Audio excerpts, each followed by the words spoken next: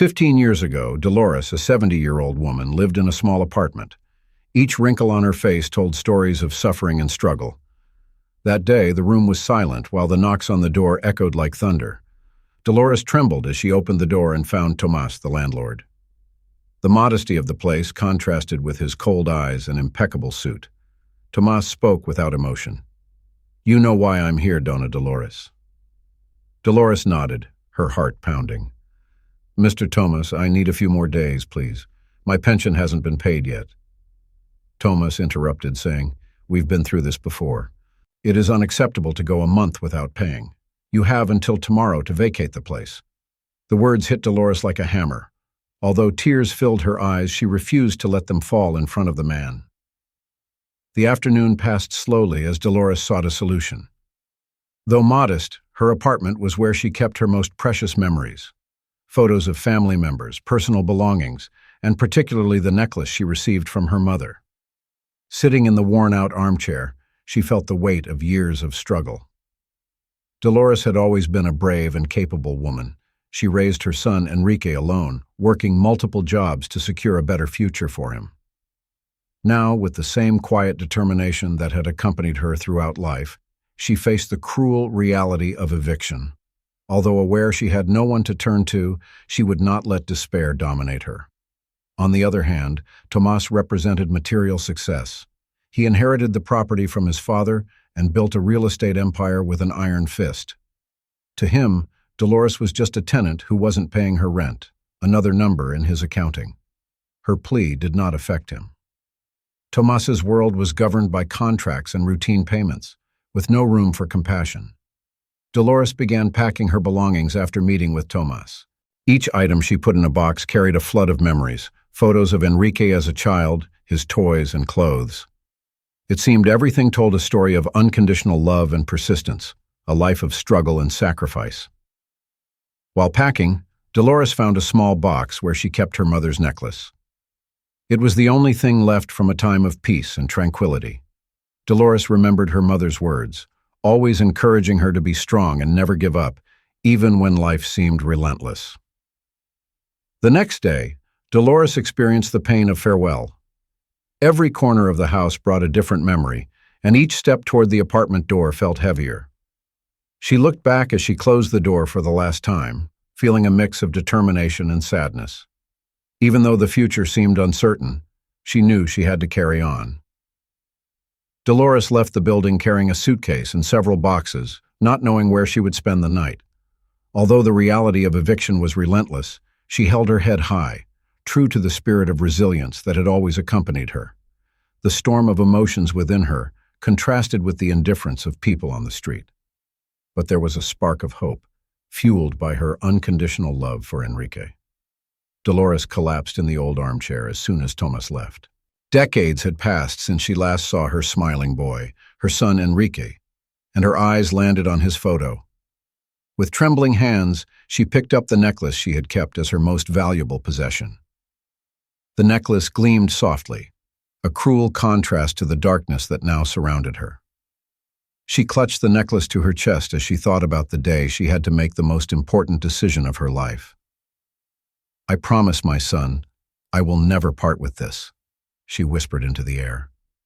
"You are the only thing I have left." Dolores had been a devoted mother her entire life. Enrique grew up alone and faced many hardships. He worked tirelessly to support the family from a young age. Enrique was the focus of her life, and she never gave up, regardless of difficult circumstances. The early years were especially challenging. Morning and night, Dolores took on odd jobs. She was a laborer, a street vendor, and even a seamstress. The daily struggle was to ensure Enrique had food to eat and clothes to wear. She never lost faith despite the adversities. Enrique's smile was her motivation to keep going. Dolores thought about the future one night while Enrique slept. Though she was physically and emotionally exhausted, she knew she had to keep fighting. The bills piled up, and the rent was overdue. Despite the immense pressure, she never thought of giving up.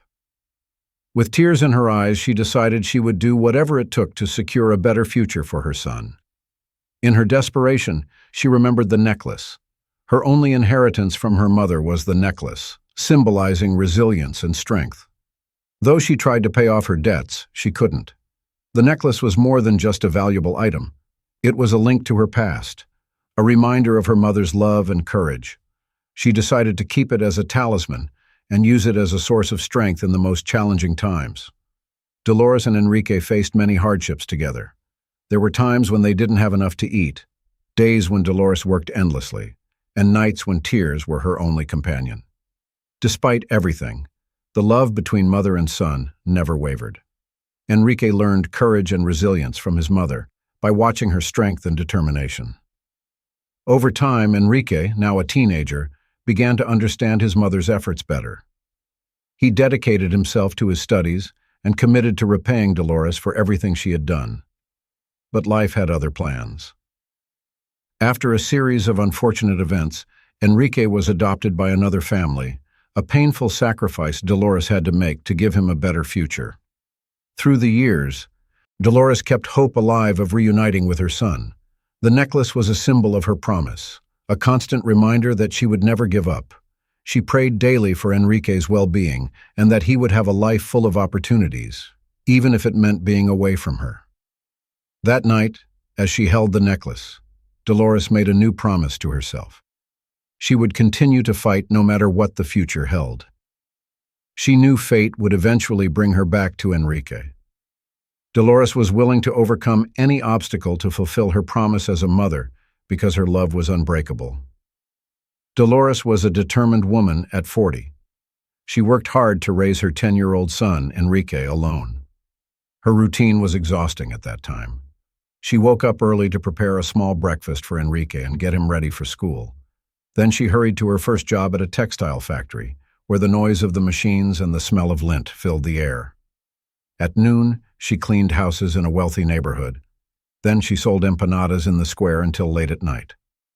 One night, when she arrived home, Enrique had a high fever. Desperate and without money to buy medicine, she remembered the neighborhood moneylender, Don Ramon. With her heart in her hands, she borrowed money, offering the necklace as collateral. Dolores spent the early years as a single mother very difficult. Enrique was a boy full of life and dreams, but his real world was tough. Dolores did everything she could to ensure he had a decent childhood.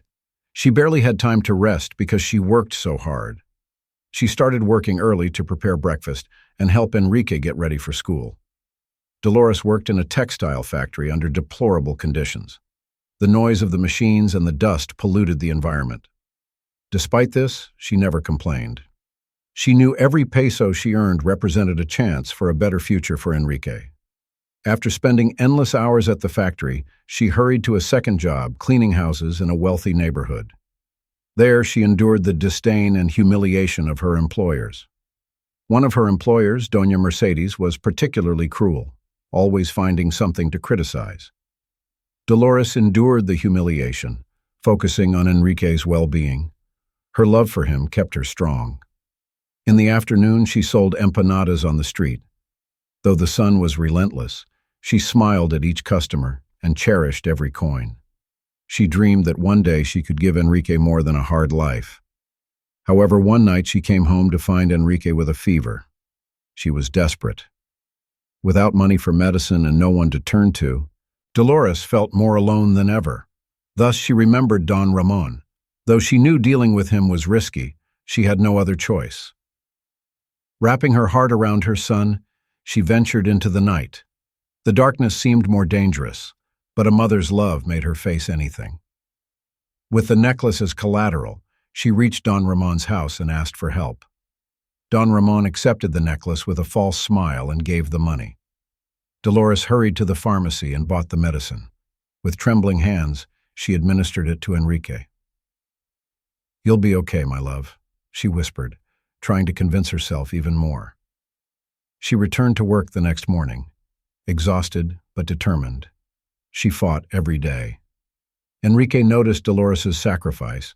He saw his mother doing her best to improve his future. As he grew up, he vowed to repay her for all she had done. However, Dolores's life took an unexpected turn when, under the pressure of debts and threats, she had to give Enrique up for adoption, believing it would give him a better life. Years later, Dolores wandered the streets, now homeless. One day, while begging, she noticed a young, well-dressed man wearing a necklace that had belonged to her mother. Upon closer inspection, she realized that the young man was Enrique. Seeing him now prosperous but so far from her, she felt a mix of joy and sorrow. Enrique, now called Ricardo, did not recognize her. Dolores feared compromising her son's life by revealing her true identity. Therefore, she chose not to disclose who she really was. Instead, she watched him from afar as he became a cold and power-obsessed man. Dolores found it impossible to believe her eyes.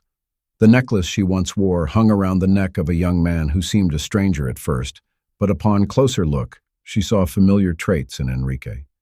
He was now a tall, well-dressed man, exuding confidence and prosperity. Life had given him many good things. On the other hand, Enrique had a distant and melancholic look in his eyes, very different from the loving boy she remembered. Dolores decided not to approach him immediately. She feared that an abrupt revelation might bring more harm than good. Instead, she began to follow him discreetly, observing his behavior and routine. Ricardo, as Enrique was now known, lived in a world of wealth and luxury. Dolores watched how he interacted with his colleagues, his expression serious and distant. His demeanor was precise, and his gestures were calculated, but he lacked the joy and naturalness of his childhood.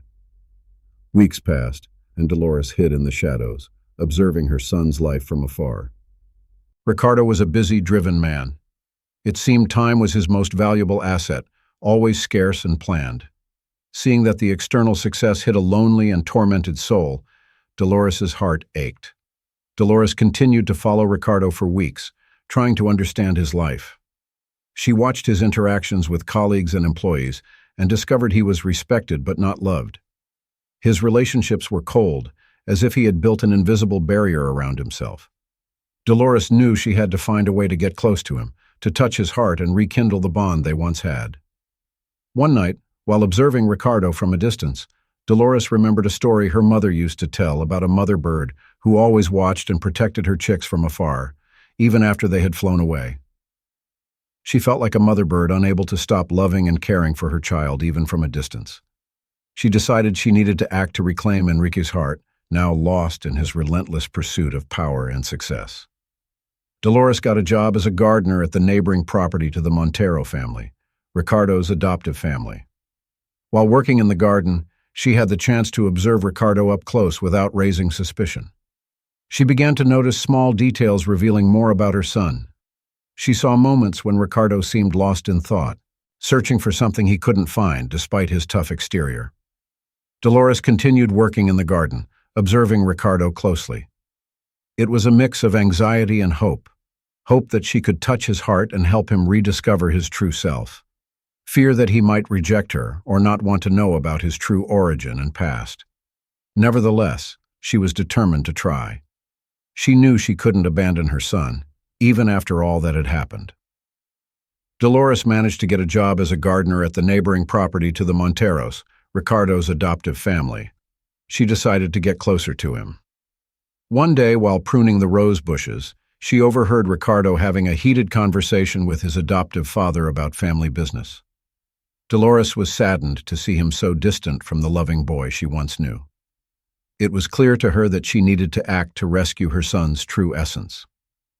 She decided to write a letter revealing the whole truth about her past and all she had done to protect him. Dolores knew approaching Ricardo would be difficult. He was a man with emotional barriers she feared she couldn't break. However, Ricardo realized the situation was more serious than he had imagined upon overhearing the conversation with his adoptive father. Ricardo's voice was filled with anger and frustration, a tension that seemed to be corroding his spirit. She attentively observed Ricardo's harsh speech, his posture, and expression. Ricardo's adoptive father, Mr. Montero, an imposing man, seemed to stifle any possibility of conversation. Ricardo was clearly conflicted, trying to balance the overwhelming expectations of his adoptive family with his own beliefs. The scene evoked painful memories of when Dolores had to make tough decisions to help Enrique have a better future. She remembered all the nights she cried alone, unsure if she was doing the right thing. Her decision was made when she saw her grown son facing similar issues. She decided to write a letter, It would be more of a sincere and painful account of her past, the difficult choices she had to make, and the unconditional love she always felt for Enrique, than a letter. Dolores found some solace in writing the letter. Each word was a release of feelings that had been suppressed, a desperate attempt to reach out to the son she had lost. She began the letter recounting her childhood, when she met Enrique's father in their early years together. She described not only the joy of being a mother, but also the challenge of being a single mother after her husband's untimely death. Dolores wrote each line with the anguish of reliving those moments and the hope that Ricardo would understand how much she loved him. Dolores wrote about the difficulties she faced raising Enrique, the sacrifices she made, and the nights she spent working multiple jobs. She explained that she made the difficult decision to give him up for adoption because she believed it would give him a better chance at a future. She explained how she kept the necklace as a sign of her determination never to abandon him. The letter ended with a declaration of unconditional love and a plea for forgiveness. Dolores knew sending that letter was a huge risk, but she felt it was her only option. It was her last chance to connect with Enrique and help him remember his true self. The next day, Dolores placed the letter in the Montero family's mailbox, with her heart pounding. The feeling she experienced was a mix of relief and fear. Waiting was the only option. She continued working in the garden, but her mind was always on the letter. Each time she looked at Ricardo, she feared he might have read her words. Days passed, and nothing happened. Dolores began to question her decision. Ricardo might have ignored the letter, or, worse, read it and decided to disregard it. The silence caused anxiety. However, she kept her faith, believing that a mother's love could reach her son's heart. Finally, one sunny afternoon, Ricardo approached the garden where Dolores was working. His expression was serious, but his eyes shone with emotion. He held the crumpled letter in his hand as if he had read it several times. "Are you the author of this letter?" Ricardo asked, his voice trembling. Dolores nodded with tears in her eyes. "Yes, I wrote it," she confirmed with a choked voice. "Enrique, I am your mother." Dolores placed the letter in the Montero family's mailbox. Days later, Ricardo approached her, visibly shaken. "Are you the author of this letter?" he asked, his voice trembling.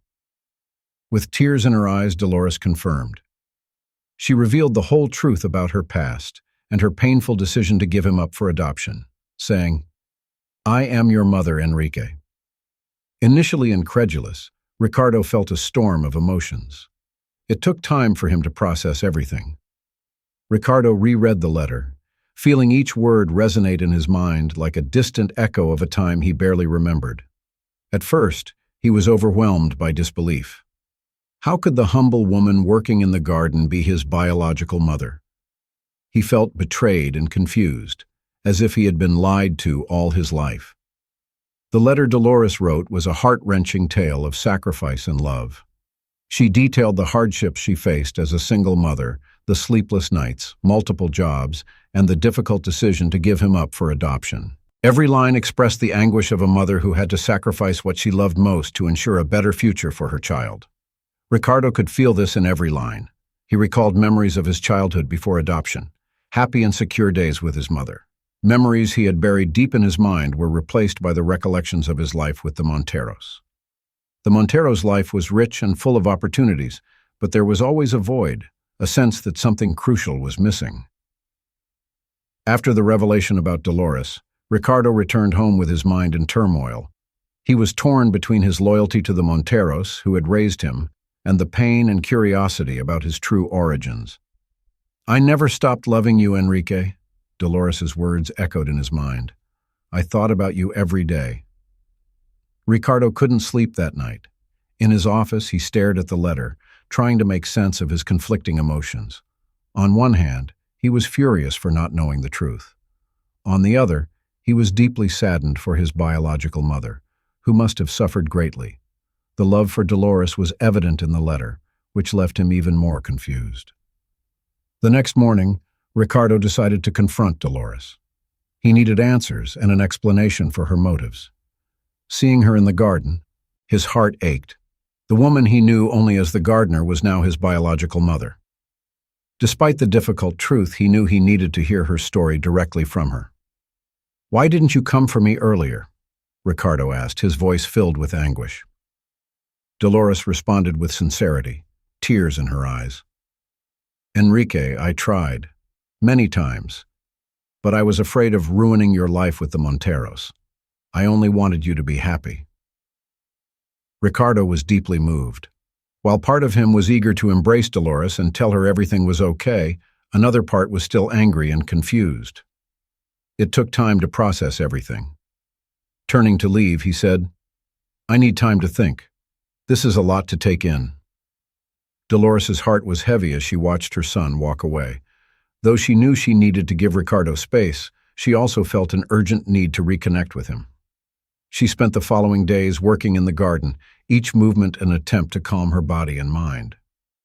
Ricardo began to question everything he knew about himself. He sought to understand his adoptive parents' decision by talking to them. The Monteros explained that they wanted to protect him and ensure his life was smooth and untroubled. Though Ricardo understood their intentions, his pain over the late discovery was intense. Over time, he began to accept the truth about where he came from. Dolores remained a discreet figure in his life, working in the garden and eagerly waiting for him to be ready to talk.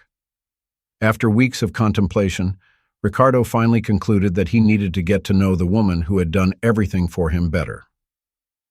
Ricardo began to visit Dolores in the garden, asking about his childhood. The layers of resistance accumulated over the years started to peel away gradually. Ricardo recalled good times and began to connect with his true self. Ricardo and Dolores started meeting frequently and talking about stories and memories. Ricardo learned about love and compassion through these conversations. Ricardo believed each visit to the garden allowed him to rediscover parts of himself he had forgotten. Dolores patiently and lovingly recounted stories of his childhood, tales of love and sacrifice he barely remembered. Each story helped Ricardo uncover his true self. Dolores spoke about the cold mornings when she would wake up to prepare a simple breakfast for him and get him ready for school. She talked about Sundays in the park when she would push him on the swing, laughing together as if there were no worries in the world. These simple memories were important to Ricardo as he began to see beyond the facade of success and power he had built. Gradually, Ricardo started to be more open and share his own memories and emotions. He talked about the emptiness he had always felt, an absence he couldn't explain until he discovered where it stemmed from. Dolores listened attentively, her heart breaking and rejoicing simultaneously, seeing the man her son had become. These conversations slowly changed Ricardo. He began to question his priorities, success, and power. He started to understand that true happiness didn't come from his social standing or professional achievements, but from genuine connections and love with others. Seeing her son finally happy and on the right path filled Dolores with joy. Many families received hope from the growing support center. Thus, Dolores and Ricardo found a new beginning in the garden they had planted together. There, love and compassion were the pillars of their lives. Ricardo went through a remarkable transformation. He changed his life and his priorities. His primary source of joy became spending time with his family and working at the support center. The relentless pursuit of status and prosperity was replaced by the desire to impact others' lives positively. Dolores was immensely proud of her son. She had only ever wished to see him embrace his true essence and use his skills to help others. Each day at the center demonstrated their positive influence on the community. Hearing stories of mothers who managed to rebuild their lives and children who found new opportunities filled Dolores with pride and joy. Thanks to the continuous help of volunteers and donors, the center continued to grow and expand. Ricardo and Dolores worked tirelessly to ensure the center not only continued, but also thrived. Each new project was carefully planned, always aiming to help families in need. Life in their new home was also filled with joy. Ricardo, Sofia, and Dolores spent more time together, building new memories and strengthening their bonds. Their routine now included family dinners, conversations by the fireplace, and walks in the garden. Their new life brought a serenity and joy they had never experienced before. Inspired by the work at the center, Ricardo began studying social policies and ways to help the community further. He attended conferences and read books to gain a better understanding of how to help more people and expand the center's reach. His dedication was relentless, and his enthusiasm for social work grew daily. On the other hand, Dolores continued to serve as an inspiration at the center. Her story of resilience and unconditional love touched everyone who met her. She helped run support groups for mothers, sharing her stories and offering valuable advice. Her presence at the center provided strength and encouragement to all. Dolores, Ricardo, and Sofia appeared to have a promising future. They were prepared to face many more challenges together, knowing that many still lay ahead. Each day brought more opportunities to grow, learn, and help others. The journey they had started, filled with pain and loss, had now transformed into a path of hope and success. The story of Dolores and Ricardo was a testament to the power of love and compassion. It showed that there are paths to happiness and redemption, even in the most challenging times. Together, they left a legacy that changed many lives. The support center became a symbol of their love and dedication and a beacon of hope for all in need. Dolores and Ricardo knew their work would never be finished. There would always be new families to help and new challenges to face. However, with each step and achievement, they felt more connected and fulfilled. What once seemed an uncertain and doubtful future was now bright and full of opportunities. Thus, Dolores and Ricardo found a new beginning and purpose in the garden they had planted together. Love and compassion changed many other lives, creating a hopeful future.